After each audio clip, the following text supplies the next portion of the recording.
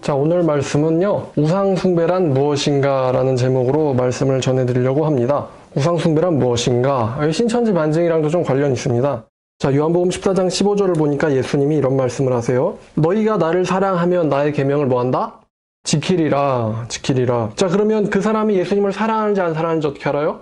예수님이 이 말씀이 너무 중요하기 때문에 이 말씀을 3번이나 하세요. 21절, 나의 계명을 지키는 자라야 나를 사랑하는 자니. 자, 그럼 계명을 안 지키면 예수님을 사랑하는 자예요? 아니에요?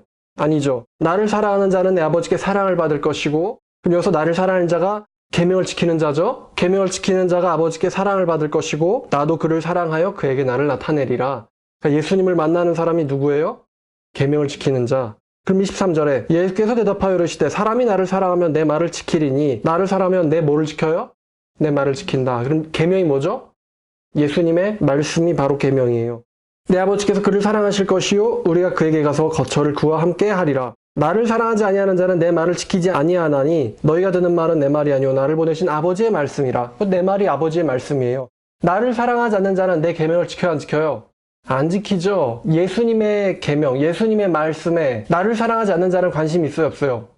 없지요. 예수님을 사랑하는 자가 예수님의 말씀에 관심을 갖는 겁니다. 안 그래요? 지키려면 알아야죠. 안 그래요? 지키려면 알아야죠. 모르는데 어떻게 지켜요? 우리는 교통법규를 준수합니다. 저는 교통법규를 준수합니다. 그럼 교통법규를 알아야죠. 교통법규를 모르는데 어떻게 준수해요? 마찬가지로 예수님의 계명을 지키려면 예수님의 계명이 뭔지를 알아야 돼요. 예수님의 말씀에 대한 관심이 예수님 사랑의 첫걸음입니다. 또 예수님이 이런 얘기를 해줘요. 마태복음 7장에 보니까 마태복음 7장 21절 이단들이 많이 쓰는 말씀이죠. 하지만 중요하기 때문에 우리도 얘기를 나눠보겠습니다. 나더러 주여 주여 하는 자마다 다 천국에 들어갈 것이 아니고 다만 하늘에 계신 아버지의 뜻대로 행하는 자라야 들어가리라. 내 말대로 사는 자가 들어가리라. 그날에, 중요해요. 그날에 많은 사람이 나더러 이르되 주여 주여 우리가 주님의 이름으로 선지자 노릇하고 주님의 이름으로 귀신을 쫓아내고 주님의 이름으로 많은 권능을 행하지 아니하였나이까 하리니 그때에 내가 그들에게 밝히 말하되 내가 너희를 도무지 알지 못하니 불법을 행하는 자들아 내게서 떠나가라 하리라. 그때에 누가 말해요? 예수 그리스도께서. 자, 그러면 우리가 알다시피 예수님에게 주여 주여 하면서 선지자 노릇하고 그러니까 말씀을 가르치고 귀신을 쫓아내고 이적을 행하고 많은 권능을 행하지 않았습니까? 라고 말하는 그 사람들이 불교 신자입니까? 무신론자입니까? 아니면 기독교인들입니까? 기독교인들, 기독교 신자들, 또 기독교 목회자들을 말하는 거예요. 주님의 이름으로 선지자 노릇하고 귀신 쫓아내고 권능 행하지 않았습니까? 라고 예수님에게 지금 하소연을 하고 있는 겁니다. 자, 그럼 여기서 얘기하는 그 날, 22절의 그 날이 언제일까요? 심판날이죠. 심판날이에요. 계시록 몇 장이죠? 20장. 20장 11절부터가 이제 이 심판날입니다. 또 내가 크고 흰 보좌와 그 위에 앉으신 이를 보니 땅과 하늘이 그 앞에서 피하여 간데 없더라. 또 내가 보니 죽은 자들이 큰 자나 작은 자나 그 보좌 앞에 서 있는데 책들이 펴있고 또 다른 책이 펴졌으니 곧 생명책이라. 죽은 자들이 자기 행위를 따라 책들에 기록된 대로 심판을 받으니 바다가 그 가운데서 죽은 자들을 내주고 또 사망과 음부도 그 가운데서 죽은 자들을 내주매 각 사람이 자기 행위대로 심판을 받고 사망과 음부도 불못에 던져지니 이것이 둘째 사망 곧 불못이라. 누구든지 생명책에 기록되지 못한 자는 불못에 던져지더라. 자, 이 날이 마태복음 7장 얘기하는 그 날이거든요. 그때에, 그 날에. 그럼 보좌에 앉으신 이가 누구예요? 예수님이에요, 예수님. 자, 천국과 지옥이 있다. 죽으면 천국과 지옥이 있다. 이거는요, 그럴 수도 있는 겁니까? 그러니까 심판이 있다는 건 그럴 수도 있는 거예요? 아니면 확실한 겁니까? 확실한 거죠. 그래서 요한이 무슨 시제를 쓰냐면은 과거 시제를 씁니다. 11절을 영어로 보면요. Then I saw. 내가 보았다. 뭘 보았냐? A great white throne. 하얀 보좌를 보았다. 이제 15절. If anyone's name was not found written in the book of life, he was thrown into the lake of fire. He was thrown. 이거 과거 시제죠. 그러니까 지금 사도 요한은요, 사람들의 영혼이 불지옥으로 불못으로 던져지는 것을 봤어요. 그러니까 이거는 일어날 수도 있고 안 일어날 수도 있는 일이 아니라 무조건 일어날 일이란 말입니다. 사도 요한이 과거에서 과거 시제를 쓴 이유는 그 2000년 전에 살던 사도 요한이 미래에 일어날 일을 보고 와서 기록을 했기 때문입니다. 그래서 내가 던져지는 것을 보았다. 이렇게 말하고 있는 거예요. 반드시 일어날 사건입니다. 자, 그러면 천국과 지옥을 결정하는 게 지금 누구예요? 예수 그리스도죠. 예수 그리스도죠. 그래서 마태복음 7장에서 많은 사람들이 누구에게 와서 하소연을 해요? 예수 그리스도께로 와서 하소연을 하죠. 자, 그럼 천국과 지옥의 심판이 있기 때문에 판결을 하려면 법이 있단 말입니다. 그러면 자, 우리가 누구의 법을 지켜야지 천국에 갑니까? 예수 그리스도의 법이죠. 예수 그리스도의 말씀이죠. 자, 내가 목사님 아들이라고 천국 갑니까? 내가 교회 20년 넘게 다녔다고 천국 갑니까? 아니죠. 내가 뭐 신학교 교수라고 천국 갑니까? 아니란 말입니다. 내가 교황을 믿으면 천국 갑니까? 내가 천국에 들어갈까라는 거를 보장해 줄 수 있는 사람은 아무도 없어요. 그 판결을 누가 하시냐? 예수님이 하신단 말입니다. 저 교회 오래 다녔는데요. 저 장로님 아들인데요. 저 목사님 아들인데요. 소용이 없습니다. 판결은 예수님이 하세요. 자, 그러면 예수님의 말씀을 따라서 천국에 들어갈 자들은 예수님의 말씀을 사랑하겠습니까? 안 하겠습니까? 사랑해야 되고 할 수밖에 없습니다. 이게 지금 요한복음, 마태복음, 요한계시록 같이 보면 나오는 결론이에요. 자, 근데 많은 사람들이 이단 사이비에 빠지고 또 많은 가정들이 이단 사이비로 인해서 고통을 받는데 거의 대부분의 이단 사이비에 빠지는 사람들과 또 그 가정들이 거의 대부분 말씀을 잘 모르고 또 안 읽어요. 제가 그래서 물어봤습니다. 자, 만약에 성경을 보니까 예수님의 말씀을 사랑하고 지키는 자라야 천국에 들어갈까라고 나를 사랑하는 사람이라고 말씀을 하셨는데 솔직히 말해서 요즘 기독교인들이 거의 성경을 잘 안 읽잖아요? 근데 만약에 예수님이 재림하셨으면 천국 가서 예수님께 인정받을 자신이 있어요? 라고 물어보니까 말을 못 하더라고요. 마태복음 7장 23절에 불법을 행하는 자들아 내가 너희를 도무지 알지 못하니 불법을 행하는 자들아 내게서 떠나가라. 떠나서 어디로 가라는 거예요? 지옥으로 가라는 거죠. 만약에 예수님이 어저께 오셨으면 예수님이 우리를 보시면서 너는 내 제자다. 나와 형제다. 예수님이 아는 척을 할 거라는 확신이 있습니까? 아니면 예수님이 나도 모르는데? 너는 나랑 상관이 없는데? 라고 말을 하실까요? 무슨 말을 들으실 것 같나요? 라고 제가 물어봤어요. 좀 두려운 얘기죠? 근데 자, 여러분. 하나님께서 왜 당장 재림을 안 하시는지 아시다시피 지금 문제는 이단 사이비에 빠진 저 사람들이 문제가 아니고 지금 문제는 내가 문제예요. 지금 문제는 내가 예수님 앞에서 바른 사람이 아니라는 게 문제예요. 내가 예수님의 사람이 아니라는 게 지금 문제예요. 그래서 그거를 발견하게 하려고 이 이단 사이비 때문에 문제가 일어난 거예요. 우리가 만약에 이단 사이비가 아니라면 성경에 관심을 가질까요? 안 갖거든요. 안 갖는단 말입니다. 그냥 교회 다니면 구원받은 줄 알지 이단 사이비 문제 아니면 성경에 관심을 안 갖게 돼 있어요. 근데 이단 사이비 때문에 성경에 관심을 가져봤더니 성경이 나를 가리켜 얘기하기를 나더러 크리스찬이라고 얘기해요. 아직 크리스찬이 아니라고 얘기해요. 아직 크리스찬이 아니라고 얘기해요. 자, 그러면 예수님 만약에 어저께 오셨으면 당신은 어디 갑니까? 지옥 가요. 그러면 이단 사이비 문제가 지금 저주가 일어난 게 아니고 사건이 일어난 게 아니고 지금 우리로 하여금 우리가 지옥 가지 않게 하려고 하나님께서 우리에게 경고를 주는 거고 알려주는 거예요, 미리. 안 그래요? 이단 사이비 때문에 말씀을 내가 봤더니 이 말씀이 말하기를 나는 하나님과 관련 있는 사람이 아니라고 말하고 있어요. 만약에 예수님이 진짜 오셨으면 나는 지옥 간단 말입니다. 지금 이단 사이비가 문제가 아니고 내가 지옥 가지 않는 게 지금 중요하거든요. 그래서 다른 건 모르겠지만 지금 말씀을 통해서 내가 하나님 앞에서 관련이 없는 사람이었고 난 이 문제를 해결해야만 되고 내가 하나님 앞에서 바로 서야 되고 내가 아버지께 사랑을 받는 자가 되는 게 그게 지금 제일 중요하다는 게 지금 새로 떠오른 문제예요. 이게 중요한 거예요. 자, 우리 예수님이 사랑이 많은 분이잖아요? 예수님이 사랑이 많은 분이잖아요? 우리 다들 그렇게 알고 있죠. 예수님은 원수도 사랑하고 누구든 사랑하고 아무리 죄를 많이 지어도 사랑이라고. 자, 근데 마태복음 3장을 보면요. 세례 요한이 약간 다르게 예수님을 묘사합니다. 자, 마태복음 3장 9절부터예요. 속으로 아브라함이 우리 조상이라고 생각하지 말라. 내가 너에게 이르는데 하나님이 능히 이 돌들로도 아브라함의 자손이 되게 하시리라. 자, 여기서 너희가 누굽니까? 유대인들이에요. 심지어 바리새인들과 사두개인들, 유대인들의 지도자들입니다. 그러니까 유대인들이란 뭐냐? 한마디로 신자거든요. 근데 신자들을 가리켜서 지금 요한이 얘기하기를 너희들이 속으로 하나님의 자녀라고 생각하지 말라는 거예요. 이미 도끼가 나무뿔에 놓였으니 좋은 열매를 맺지 아니하는 나무마다 찍어서 불에 던져지리라. 나는 너희를 회개케 하려고 물로 세례를 주는데 내 뒤에 오시는 이는 나보다 능력이 많으신 나는 그의 신발 들기도 감당하지 못하겠노라. 그는 성령과 불로 너에게 세례를 베푸실 것이요. 그는 여기서 그가 누구예요? 내 뒤에 오시는 예수 그리스도예요. 그가 손에 키를 들고 자기의 타작마당을 정하게 하사 알곡은 무화 곡간에 들이고 쭉정이는 꺼지지 않는 불로 태우시리라. 쭉정이는 꺼지지 않는 불로 태우시리라. 지금 예수님의 소원이 뭐냐면은 자기의 타작마당을 정하게 하는 겁니다. 예수님의 소원은 자기의 타작마당에 쭉정이가 없는 거예요. 가라지를 사랑하려고 온 게 아니고 예수님은요 쭉정이를 걸러내가지고 쭉정이 내다 버리고 불로 태우고 알곡만 지금 곳간에 모으려고. 자, 예수님이 교인 수 늘리려고 왔습니까? 아니면은 순수하게 순도를 높이려고 오셨습니까? 순도를 높이려고 왔어요. 지금 예수님한테 중요한 건요 순도지 내 타작마당에 굉장히 많은 가라지들이 너무 많으니까 나 기쁘다. 예수님은요 교인 수를 늘리는 게 목적이 아니고 예수님은요 순수한 하나님의 자녀들만 모아서 골라내는 게 예수님이 오시는 이유예요.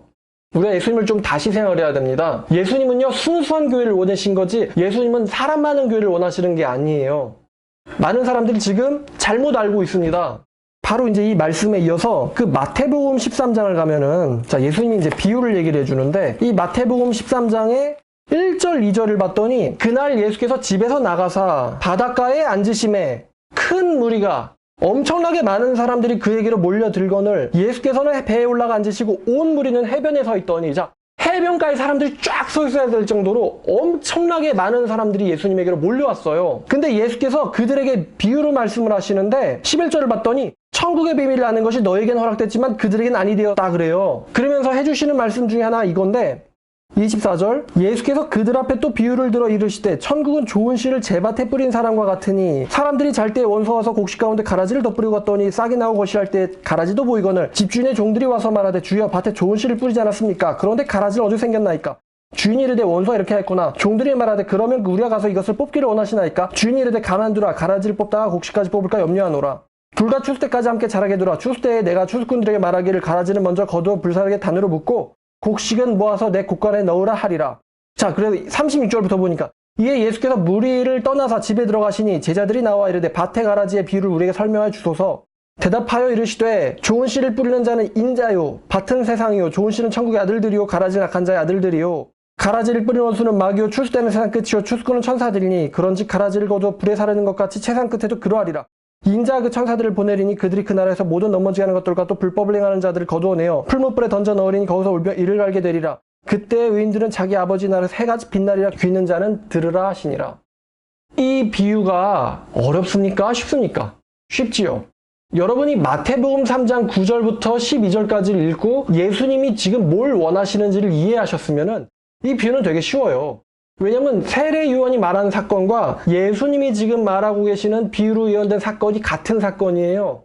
그분은 자기 손에 키를 들고 자기의 타작마당을 정하게 하사 알곡은 모아 국간에 들이고 쭉정이는 꺼지지 않는 불로 태우시리라. 이 말씀과 이 지금 나온 두 번째 밭의 가라지의 비유는요 완벽하게 똑같은 이야기입니다. 그러니까 쉬워요. 지금 예수님의 말씀을 들으려고 온 사람들이 적은 사람들입니까? 수많은 사람들입니까? 수많은 사람들이죠. 근데 지금 예수님은 그 수많은 사람들이 나를 따라다닌다.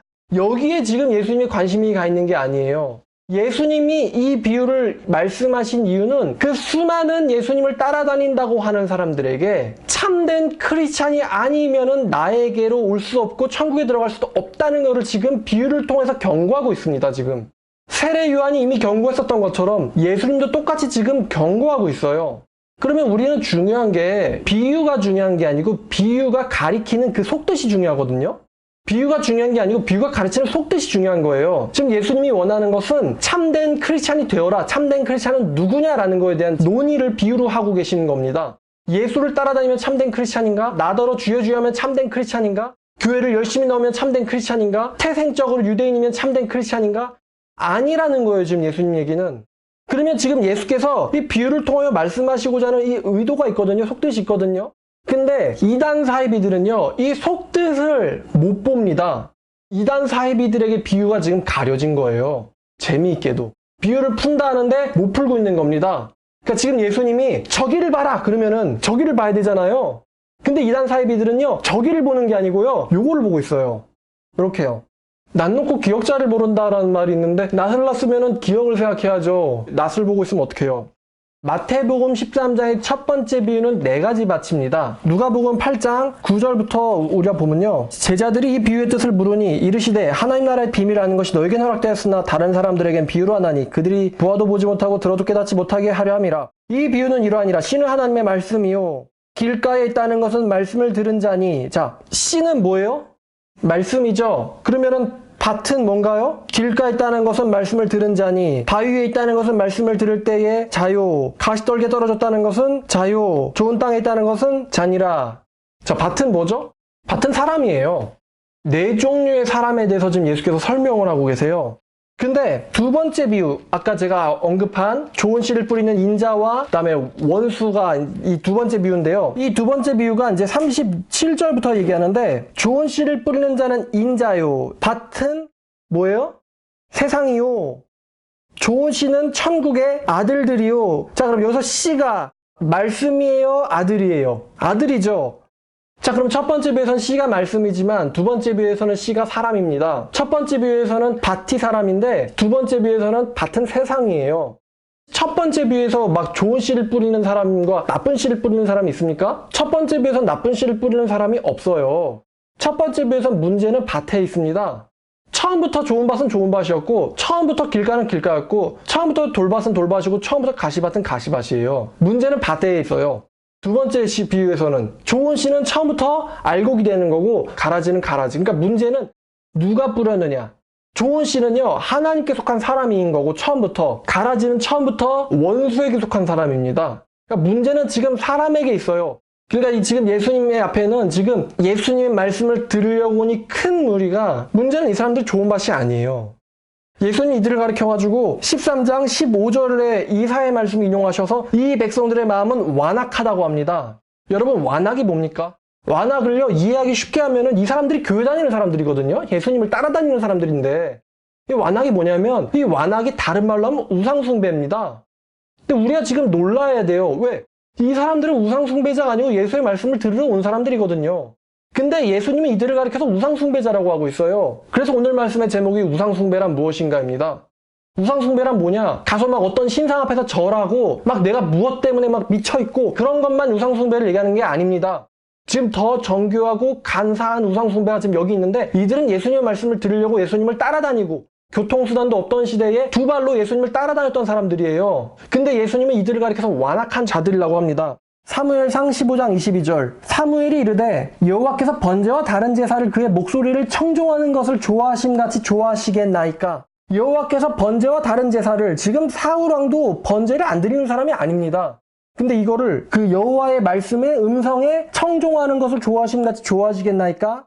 순종이 제사보다 낫고 듣는 것이 순양의 기름보다 나으니, 이는 거역하는 것이 점치는 것과 같고 완고한 것은 사신 우상에게 절하는 죄와 같음이라. 여호와의 말씀을 전적으로 내 마음에 영접하지 않는 그것이 바로 우상숭배예요. 마태복음 이야기를 들어서 얘기하면 모든 것을 버려두고 주를 따르라는 거거든요.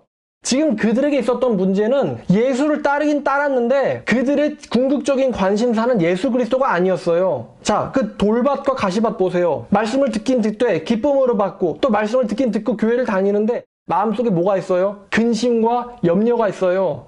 어떻게 하면 내가 성공하지? 어떻게 하면 내가 이 세상에서 잘 먹고 잘 살지? 어떻게 하면 내가 이 세상에서 고난 안 당하고 편하게 살까? 이 사람들의 마음의 중심에 있는 게 예수 사랑입니까? 자기 사랑입니까? 자기 사랑이죠. 교회를 다니는데 자기 사랑하는 사람이에요. 예수는 지금 그 사람들한테 완악하다고 얘기하고 있습니다. 완악하다고. 이 하나님을 섬기긴 섬기되, 지금 사울왕도 그렇고 이 예수를 따라다니는 유대인들도 그렇고, 하나님을 섬기긴 섬기고 예수를 따라다니긴 따라다니되 전적으로 헌신하진 않는 겁니다. 절대적인 믿음을 갖진 않는 겁니다. 로마서 8장에 사람들이 로마서 8장 알아요. 뭐 하나님의 사랑에서 끊을 수 없으리라, 뭐 이런 말씀 다들 들어봤거든요. 목사님들이 가끔씩 이제 이렇게 애들을 위로해 줄 때 꺼내죠. 근데 잘 보면은 그 말씀 앞에를 보면은 우리가 주로 말미암아 무슨 여김을 받아요? 온종일 죽임당하는 것 같이 되고 도살당할 양처럼 여김을 받아요. 주님 때문에 죽임까지 당합니다. 그러한 자들이 하나님과 떨어질 수 없다는 얘기를 하는 거지. 교회 다니는데요? 예수 믿는데요? 왜 그러세요? 말씀 안 보는데요? 저 모태신앙이에요? 20년 됐단 말입니다. 이런 사람들한테 지금 사도 바울이 예수의 사랑에서 떨어뜨릴 수 없다, 이런 소리를 하는 게 지금 아니란 말입니다. 같은 단어를 가지고 말장난을 하고 있어요, 지금 한국교회가. 안 그럽니까? 안 그럽니까? 근데 이런 말장난 어디서 잘하는 거죠? 그죠? 그 사이비에서 잘하는 거거든요. 그러니까 사이비의 사이계는 비슷한 수준의 신앙생활을 많은 한국교회가 지금 하고 있습니다. 믿기면 무조건 천국이 맞죠? 근데 그 믿음이 뭡니까? 아무것도 없는, 행함도 나오지 않는, 아버지 뜻대로 행하는 자라, 행함도 나오지 않는, 순종도 나오지 않는, 내 말씀을 가지고 내 계명을 지키는 자라에 나를 사랑하는 자니 이 계명에 대한 관심조차도 없는 사람이 갖고 있는 예수 믿음? 그거 아닙니다. 잘못 가르치는 거예요. 그러니까 이단 사이비가 닥쳐왔을 때 아무런 저항도 못하고 먹히는 거예요, 그냥. 그러니까 교회 건물만 번지르르하게 지어놓고는 다 그냥 먹히는 거예요. 잘못 가르쳤거든. 예수님이 원하시는 의도랑은 정확하게 잘못 가르쳤어요. 예수님이 원하는 거는 순도와 관련이 돼 있었는데 그들은요, 숫자를 원했어요. 말씀이 없는 숫자 무슨 의미가 있습니까?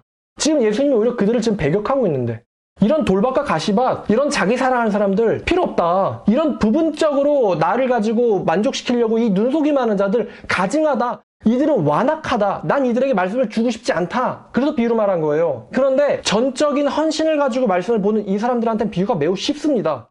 이거 자기 얘기하는 거거든요, 이거. 자기 과거 얘기하는 거예요. 내가 저랬었는데 내가 예수 만나고 나서 이렇게 바뀌었거든요. 이거를 딱 알고 있으니까 예수님이 무슨 얘기하는지 되게 쉬워요.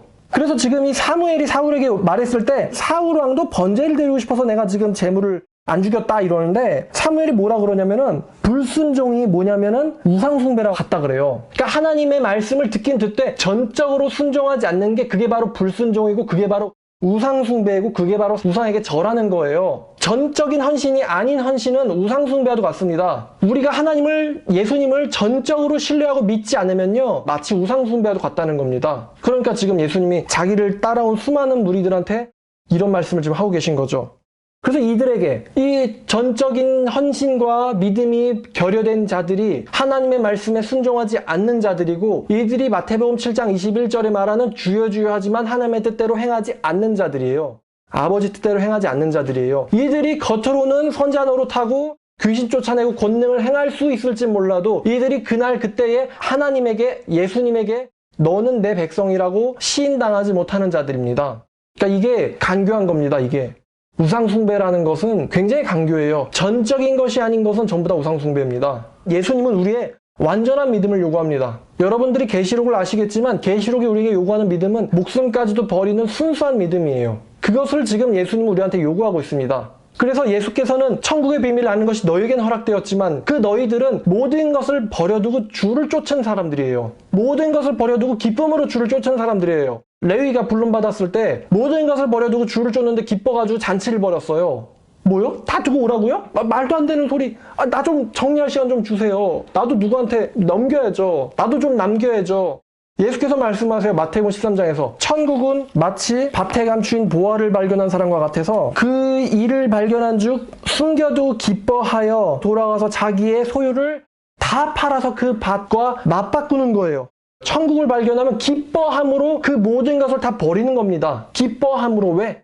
이들의 눈에는 뭐가 더 가치가 있는지 보여졌기 때문이에요. 그러니까 억지로, 버리기 싫은데 억지로 버리는 게 아니라 천국을 발견하면, 예수를 발견하면, 영생을 발견하면 그 영생이 너무 소중하기에 다른 것은 다 부차적인 게 돼버리는 거예요. 근데 이 얘기를 하니까 수많은 사람들이 억지로 이래야 된단 말이야? 이거는 예수를 발견한 게 아니에요. 아직도 지금 마음은 천국에 가 있는 게 아니고 자기 사랑, 자기 근심, 자기 염려에 가 있어요. 그러니까 우리가 말씀을 통해서 예수를 발견하면 자발적으로 너무나 기뻐서 예수를 따르게 돼 있습니다. 제자들 중에 예수를 따를 때 근심했다, 이런 사람 없어요. 다들 기쁘고 좋아해서 따랐지. 심지어 천국에서 누가 첫째 자리에 갈 건지 그것 가지고 싸울 정도였어요. 이들의 믿음이 얼마나 좋은지. 천국에서 누가 더 큰지 겨뤄보자. 그럴 정도였단 말입니다. 그러니까 여러분, 이 예수님은요, 우리에게 절대적인 것을 요구하시고 또 우리에게 굉장히 쉽게 말을 하십니다. 이 비유가 되게 쉬운 겁니다. 그 공주에 나는 새 비유 있잖아요. 공주에 나는 새를 봐라. 쟤네들은 심지도 않고 추수도 안 하고 창고도 없는데 누가 기른다? 너희의 하늘아버지께서 기르신다. 하물며 너희는 얼마나 더 소중하겠느냐, 이 믿음이 적은 자들아. 새가 유능하니 네가 더 유능하니. 얘 되게 멍청하잖아. 근데 이렇게 무능한 얘도 아버지가 기르는데 하물며 그렇게 유능한 네가 그 굶어 죽을까 봐 걱정하느냐? 그것 때문에 하나님께 전적 헌신 못 하겠느냐? 이 믿음이 적은 자들아. 새도 안 그러는데 무엇을 먹을지, 무엇을 마실지, 무엇을 입을지 그런 거 염려하지 말라. 이런 것들은 하나님 모르는 이방인들이나 구하는 것이고 너네들은 먼저 그의 나라와 그의 의를 구해라. 그래야면 아버지께서 이 모든 것을 너희에게 더해 주시리라. 그러니까 여러분, 비둘기가요, 표적이에요, 표적. 그 노아에게 무지개가 표적이잖아요. 이 비둘기가 우리에게 표적입니다. 뭐냐면 아버지의 자비의 표적입니다. 쟤도 하나님이 기르는 앤데 하물며 하나님이 나 안 기르실까? 내가 구해야 될 것은 충성이구나. 내가 추구해야 될 것은 순종이구나. 나는 그냥 예수님이 가신 그 길을 따라가면 되는구나. 나머지는 아버지께서 해주시겠지. 이런 믿음이 필요합니다. 그러니까 결론입니다. 전적인 믿음이야말로 그것이 바로 참된 섬김이고 부분적인 섬김이 우상숭배입니다. 부분적인 섬김이 우상숭배예요. 예수님께서는 그거 기뻐하지 않으십니다. 오히려 예수께서는 자기의 타작마당을 정하게 하사 알곡을 모아서 곡간에 들이고 쭉정이는 걸러내가지고 꺼지지 않는 물로 태우시는 분이 바로 예수님이에요. 그러니까 여러분, 처음에 이제 언급했던 계시록에 있는 마지막 최후의 심판을 여러분들이 봤죠? 천국 쪽이 없습니까? 중간지대가 있습니까? 뭐 연옥이라든지 없지요. 그냥 죽으면은 천국이거나 여기 지금 말씀하시잖아요. 마태복음 13장 40절 보니까 그런즉 가라지를 거두어 불에 사르는 것 같이 세상 끝에도 그러하리라. 인자 그 천사들을 보내리니 그들이 그 나라에서 모든 넘어지게 하는 것들과 또 불법 행하는 자들을 거두어내어서 풀무불에 던져 넣으리니 거기서 그들이 울면서 이를 갈리라. 왜 이를 갈죠? 억울해서 들어갈 수 있었는데 모르는 게 아니었는데. 그러나 43절 그때의 의인들은 자기 아버지의 나라에서 곳간에서 해와 같이 빛나리라. 귀 있는 자는 들으라. 이 말씀을 듣고 이 해와 같이 빛날 자들, 아버지의 나라를 갈 자들은 내 말을 들으라. 나를 따르라는 거예요. 그래서 여러분들이 하셔야 될 건 뭐냐? 첫 번째는 예수님의 말씀 사랑입니다. 내 말을 사랑하는 자가 바로 아버지께 사랑을 받는 자. 내 계명을 지키는 자가 아버지께 사랑을 받는 자. 말씀을 사랑하는 게 첫 번째요. 지금 제가 당장 순교자 되라 이런 말 하는 게 아닙니다. 말씀 사랑이 첫 번째입니다. 말씀을 사랑하다 보면요. 하나님의 말씀을 우리가 발견하게 돼 있어요. 순수한 마음을 가지고 말씀을 보면요. 너무 말씀이 쉬워요. 내 우상을 가지고 이걸 해석을 하니까 이걸 꽈야 되지. 어렵지 그러니까. 그래서 그 베드로서 3장에 굳세지 못한 자들과 어리석은 자, 무지한 자들이 다른 성경처럼 억지로 풀다가 스스로 멸망에 이른다고. 하지만 쉬워요. 순수한 믿음을 가지고 보면은. 그럼 이 말씀을 가지고 보다가 이 말씀이 나에게 믿겨지고 하나님과 동행하는 게 느껴지고 아, 내가 정말 하나님이 사랑하시는 사람이구나. 그러니까 말씀을 내가 사랑하고 깨닫지. 그렇게 변화가 되면요. 아버지를 따르는 일이 되게 즐거워집니다. 물론 어려운 일은 있어요. 그러나 아버지를 따르는 일이 너무 즐겁고 그게 너무 가치가 있기 때문에 그 어려움들은 다 그냥 신경 안 쓰게 됩니다. 중요한 게 뭔데요? 솔로몬이 그 모든 나라의 왕들보다도 더 많은 재산을 가졌는데 이 양반이 뭐라고 얘기해요? 헛되다 그러죠? 그러면 정말 중요한 게 뭐냐? 아버지에게 붙잡혀서 쓰임받는 게 정말 중요한 거죠. 그게 중요한 거지. 어차피 우리의 인생은 잠깐 살다 사라지는 건데 그 나를 만드신 아버지와 함께 동행하는 그게 바로 제일 중요한 거고 그게 우리가 인생에서 누릴 수 있는 가장 큰 낙이에요. 그렇게 시야가 바뀌면은 다른 건 부차적이 되고 중요하지 않으니까 버리는 거죠. 중요하지 않으니까 버리는 거예요. 중요한 거는 예수님이니까. 그거를 봤을 때 예수님께서 모든 것을 버려두고 나를 쫓는다라고 하신 거예요. 저분 안에 뭐가 있어요? 영생이 있잖아요. 영생이 있잖아요. 그러니까 그게 너무 좋아가지고 다른 건 그냥 부차적이 된 거예요. 그런데 거기다가 다 버렸더니만 하나님께서 이 모든 것을 너희에게 더하시리라. 내 현세에서도 내세에서도. 그러니까 얻고자 하면 버려야 하고 버리는 자가 얻게 됩니다. 자기 목숨을 사랑하면은 잃을 것이고 자기의 목숨을 나를 위하여 버리는 자는 영생토록 보존한다. 이게 바로 역설의 진리예요. 그러니까 여러분들도 오늘 예수님이 마태복음 13장으로 말씀하신 것처럼 예수님의 의도처럼 이 손가락을 보고 예수님이 가르치는 그 목적이 뭔가 예수님 정말 순수한 신앙인을 원하시는구나. 여러분들 전부 다 저와 같이 하나님 나라에 들어가시는 여러분들 되기를 주님의 이름으로 축원합니다. 기도하겠습니다. 하나님 아버지, 너무나 중요한 예언들을 우리에게 2000년 전에 해주셨는데 주님, 성경은 변함이 없는데 우리가 아둔하고 또 우리의 눈이 둔하여 아버지의 중요한 말씀들을 놓치고 헛되이 인생을 산 지난 날을 주님 앞에서 회개합니다. 아버지, 이제서야 하나님의 말씀을 우리가 보는데 아버지, 정말 원없는 것은 우리로 하여금 하나님의 말씀에 주목하는 이 마음을 변치 않게 해주시고 또 하나님의 말씀을 사랑하도록 우리의 마음을 바꿔주시고 주님 하나님의 말씀을 사랑하는 이 마음이 영원히 변하지 않도록 우리를 붙잡아 주시옵소서. 또한 그 말씀을 순종하고 따르게 되는 용기와 또 결단력 또한 주시기를 원합니다. 아버지의 그 뜻을 따라 사는 것이 모든 것이고 나머지는 부차적인 것들입니다. 아버지의 그 원대로 우리를 거룩하게 변화시켜 주시옵소서. 감사드리며 우리를 사랑하시는 예수님의 이름으로 기도드렸습니다. 아멘.